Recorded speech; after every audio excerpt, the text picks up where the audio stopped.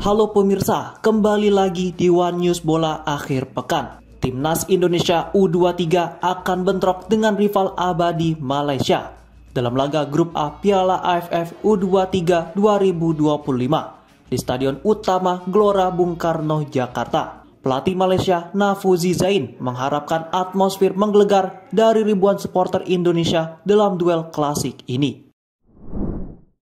Informasi lainnya pemirsa, Blaugrana harus gigit jari setelah Nico Williams resmi memperpanjang kontraknya dengan Athletic Bilbao hingga 2035. Barcelona kini mengalihkan target kepada Marcus Rashford yang tak lagi masuk proyek masa depan Manchester United. Pemirsa, inilah One News Bola selengkapnya.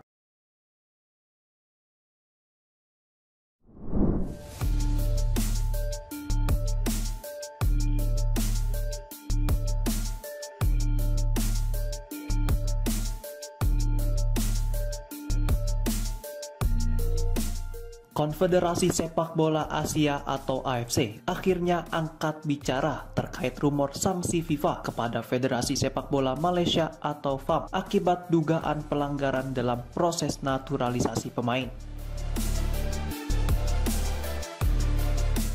Sebelumnya, beredar tuduhan bahwa FAM telah melanggar regulasi FIFA dengan menaturalisasi 5 pemain baru timnas Malaysia. Di antaranya Facundo Garces, Rodrigo Holgado, Emmanuel Machuca, John Irazabal, dan Hector Hevel.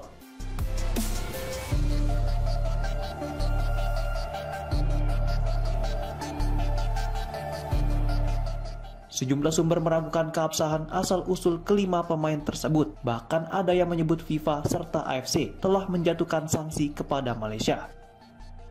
Namun AFC memberikan klarifikasi pada Jumat 4 Juli 2025. Sekretaris Jenderal AFC Dato' Winsor John menegaskan bahwa pihaknya tidak menerima laporan atau pengaduan apapun terkait kasus naturalisasi pemain Malaysia.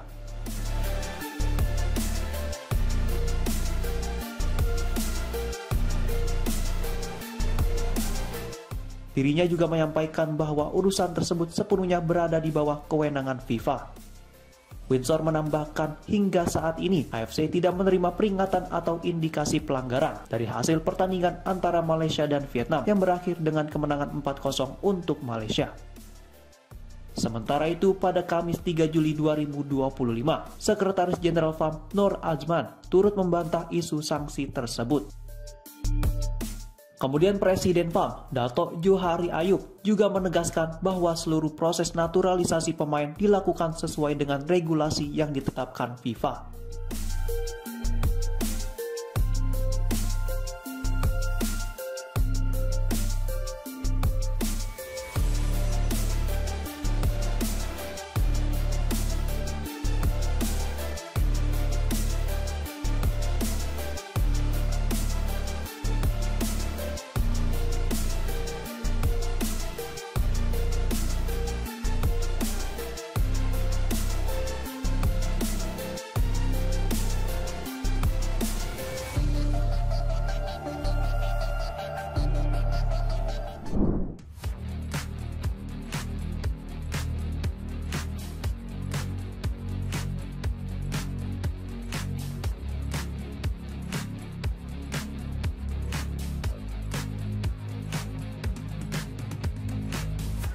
Pertandingan panas antara Timnas Indonesia U23 melawan Malaysia akan tersaji di babak penyisihan grup A Piala AFF U23 2025. Laga ini akan digelar di Stadion Utama Gelora Bung Karno atau GBK, Jakarta pada 21 Juli dan diprediksi menjadi duel bergengsi yang penuh gengsi di kawasan Asia Tenggara. Indonesia dan Malaysia berada di grup yang sama bersama Filipina dan Brunei Darussalam. Kompetisi ini akan berlangsung di Indonesia mulai 15 hingga 29 Juli 2025 dengan 2 stadion utama yakni menjadi venue yakni Stadion Utama Gelora Bung Karno dan Stadion Patriot Candrabaga di Bekasi. Pelatih Malaysia U23 Nafuzi Zain sadar betul tensi tinggi dan atmosfer luar biasa yang akan hadir saat timnya berjumpa Garuda Muda. Ia menyambut antusias laga ini dan bahkan berharap atmosfer gila di dalam stadion bisa membakar semangat kedua tim. Tak bisa dimungkiri, rivalitas antara Garuda dan Harimau Malaya selalu menyedot perhatian. Apalagi jika bermain di GBK yang dikenal memiliki atmosfer paling bising dan fanatik di Asia Tenggara. Laga ini juga berpotensi menjadi penentu juara grup A, mengingat kedua tim sama-sama diunggulkan untuk lolos ke fase gugur. Secara historis, Garuda U23 belum terlalu dominan atas Malaysia. Dari 8 pertemuan terakhir di level U23, Garuda Muda hanya mampu menang sekali, 3 kali imbang dan 4 kali menelan kekalahan. Maka dari itu, duel nanti akan menjadi ajang pembuktian bagi anak asuh Gralt van den Boeck untuk menuntaskan rekor tersebut di hadapan publik sendiri.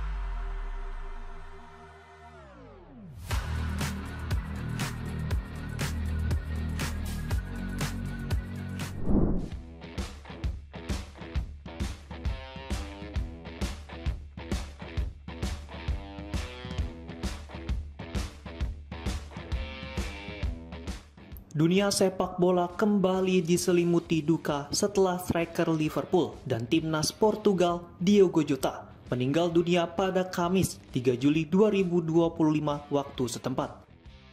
Jota wafat dalam sebuah kecelakaan mobil tragis di Spanyol yang juga merenggut nyawa sang adik Andre Silva.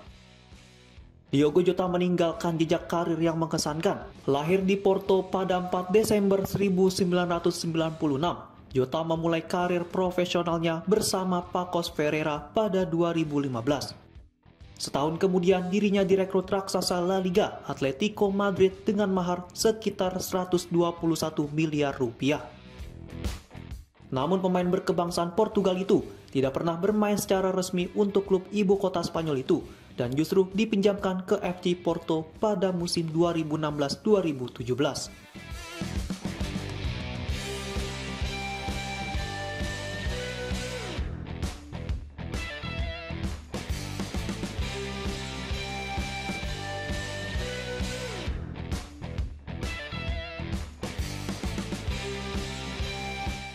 Di FC Porto, Jota menunjukkan kualitasnya dengan mencetak 8 gol di Primeira Liga dan sempat merasakan atmosfer Liga Champions, termasuk mencetak gol saat melawan Leicester City. Karirnya kemudian berlanjut ke Inggris saat bergabung dengan Wolverhampton Wanderers pada 2017. Bersama Wolves, Jota tampil gemilang dan sukses membawa klub promosi ke Premier League sebagai juara Championship. Performa impresifnya menarik perhatian Liverpool yang akhirnya merekrutnya pada tahun 2020 dengan nilai transfer sekitar 41 juta pound sterling atau setara 900 miliar rupiah.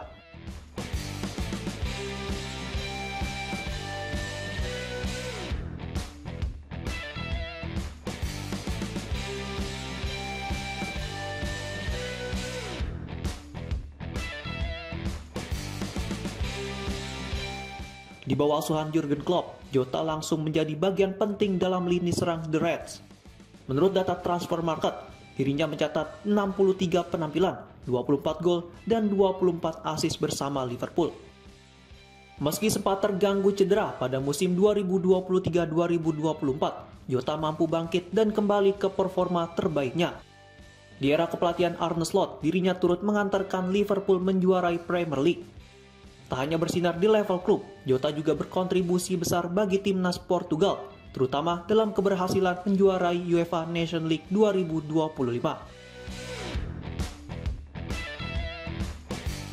Dengan berbagai prestasi yang telah ia ukir di level domestik maupun internasional, kepergian Diogo Jota di usia 28 tahun menjadi kehilangan besar bagi dunia sepak bola. Karir cemerlangnya seolah menjadi penutup indah bagi perjalanan hidupnya yang terhenti terlalu cepat.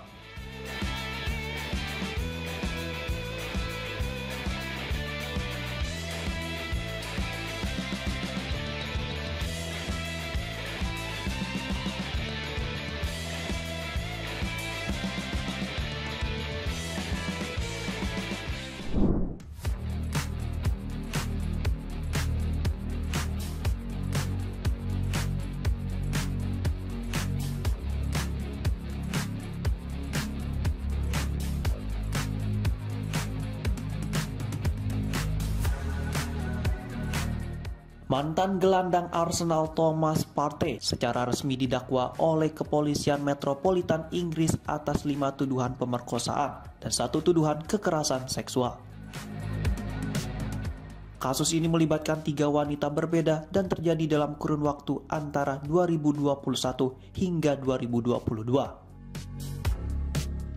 Dalam pernyataan resmi, Kepala Jaksa Penuntut Umum London Utara Jaswan Narwal mengungkapkan bahwa keputusan mendakwa Partey diambil setelah melakukan peninjauan menyeluruh terhadap bukti yang dikumpulkan selama proses penyelidikan.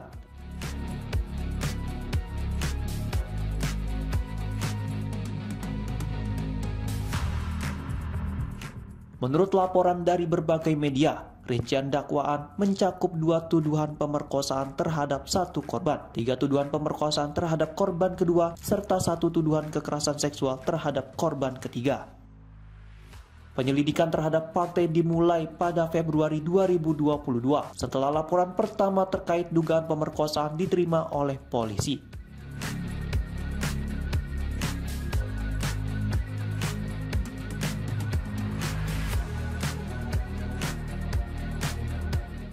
Setelah proses investigasi dan analisis bukti, Kepala Jaksa Penuntut Umum memberikan otoritas untuk membawa kasus ini ke meja hijau. Dalam pernyataan terpisah, Kepala Jaksa Penuntut Umum menyebut bahwa Thomas Partey dijadwalkan menghadiri sidang perdana di Pengadilan Magistrat Westminster pada 5 Agustus 2025. Pihak kuasa hukum Partey, Jenny Wiltshire, menegaskan bahwa kliennya secara tegas membantah seluruh tuduhan yang dialamatkan kepadanya. Partey kini berusia 32 tahun, merupakan pemain asal Ghana yang pernah menjadi pilar penting di lini tengah Arsenal. Namun masa baktinya di Emirates Stadium resmi berakhir pada 30 Juni 2025 setelah klub memutuskan untuk tidak memperpanjang kontraknya. Saat ini Partey berstatus tanpa klub. Dengan dakwaan resmi yang telah diajukan, masa depan karir sepak bolanya pun berada dalam ketidakpastian di tengah proses hukum yang sedang berlangsung di pengadilan Inggris.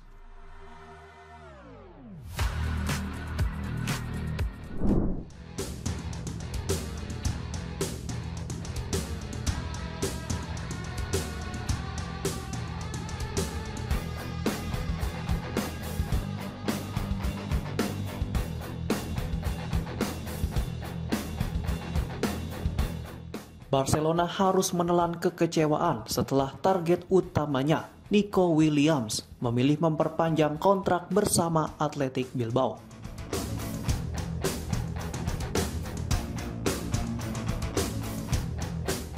Dilansir dari media sosial Athletic Bilbao, winger timnas Spanyol itu menekan kontrak baru yang akan mengikatnya hingga tahun 2035.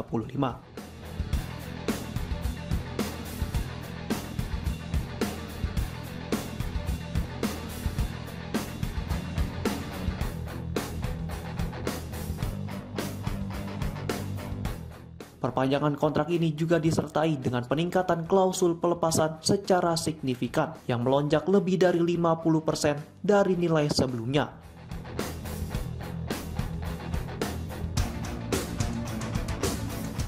Yang sebesar 50 juta pound sterling atau sekitar 1,1 triliun rupiah.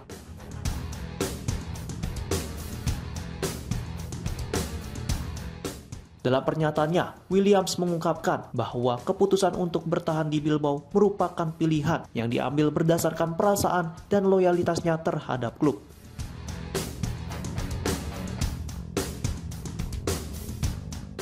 Williams sendiri adalah pemain jebolan Akademi Bilbao.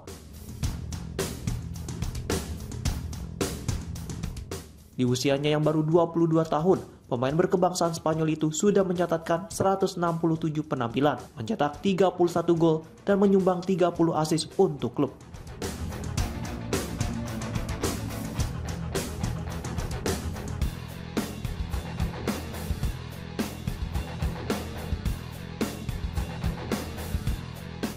Dengan gagalnya merekrut Williams, Barcelona dikabarkan mulai mengalihkan fokus kepada pemain lain.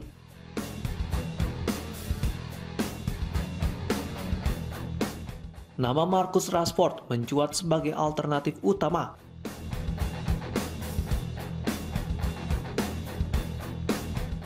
Penyerang Manchester United itu kabarnya tidak lagi masuk dalam rencana jangka panjang klub dan disebut tertarik bermain di Camp Nou terlebih untuk bisa berduet dengan wonderkid Lamine Yamal.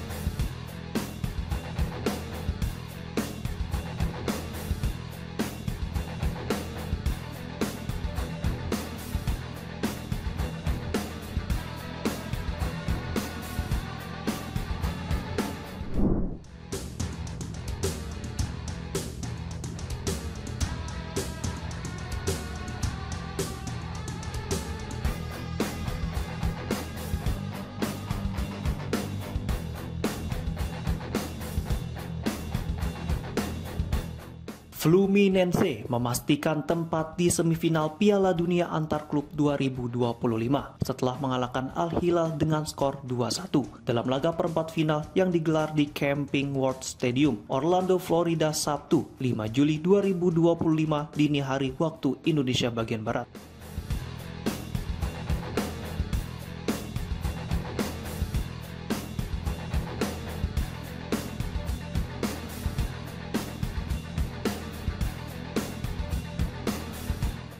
Sebelum pertandingan dimulai, kedua tim mengheningkan cipta untuk mengenang mendiang Diogo Jota dan adiknya Andre Silva yang baru saja meninggal dunia akibat kecelakaan tragis.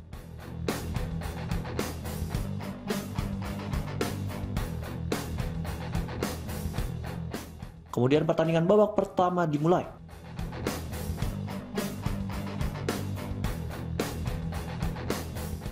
Fluminense membuka keunggulan pada menit ke-40 lewat gol indah Martinelli.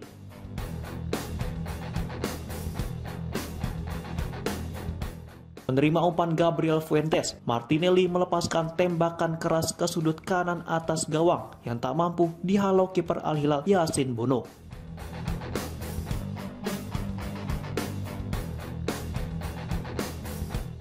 Menjelang turun minum, Al Hilal nyaris menyamakan kedudukan.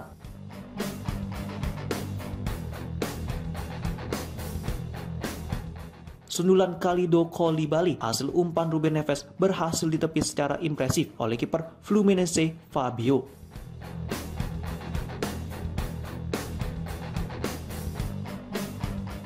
Usaha Al Hilal membuahkan hasil di menit ke-51.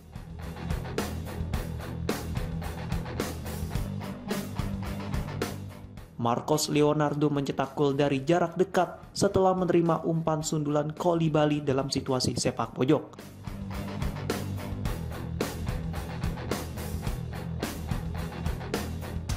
Fluminense hampir mencetak gol kedua di menit ke-55 melalui German Kano.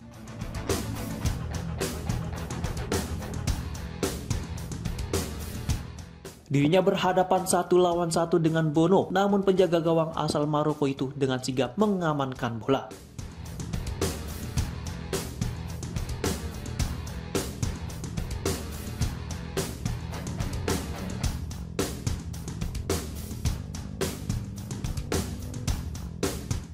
Gol kemenangan Fluminense akhirnya datang di menit ke-70.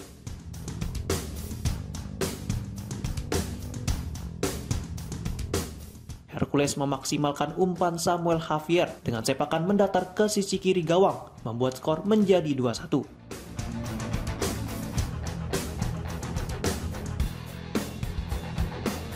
Skor tersebut bertahan hingga pertandingan usai.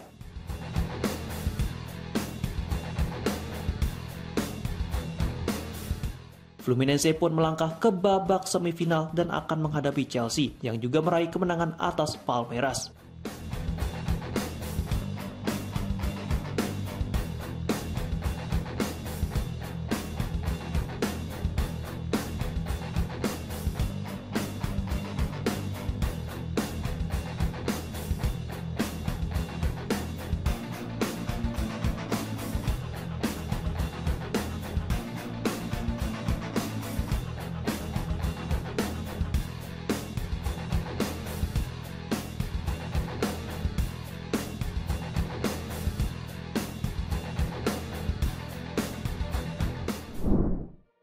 Demikian informasi yang dapat kami sampaikan pemirsa. Terima kasih telah bergabung bersama kami. Sampai jumpa di One News Bola akhir pekan berikutnya. Setiap pukul 9:30 malam hanya di kanal YouTube TV One Newscom.